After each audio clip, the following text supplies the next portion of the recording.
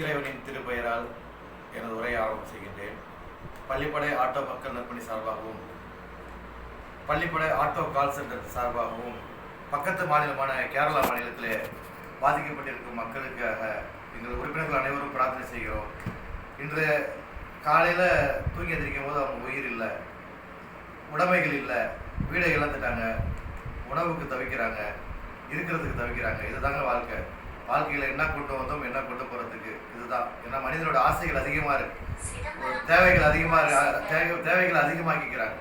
ஆனால் மனிதனுக்கு வாழ்க்கை சிம்பிள் தான், அப்படி முடிஞ்சிடும் டக்குன்னு. எனவே பக்கத்தில் உள்ள கேரளா மாநிலத்தை நம்ம ஒரு கருத்தில் கொண்டு அவங்களுக்காக அதிகமாக பிரார்த்தனைகளையும் அவர்களுக்கு நிச்சயமாக உதவிகளையும் செய்யுமாறு உங்களை அன்போடு கேட்டுக்கொள்கிறோம். ஏன்னா உலகத்திலே மிக சிறந்தது பிரார்த்தனை மட்டும்தான். அந்த பிரார்த்தனையை இந்த பள்ளிப்படை ஆட்டோ மக்கள் நற்பணி சங்கம் மனதார செய்கிறது. அவர்கள் துயரங்கள் நீங்கி அவர்கள் வாழ்க்கையில் நலம் பெற வேண்டும் என்று கேட்டு விடைபெற்றுக் கொள்கிறோம்.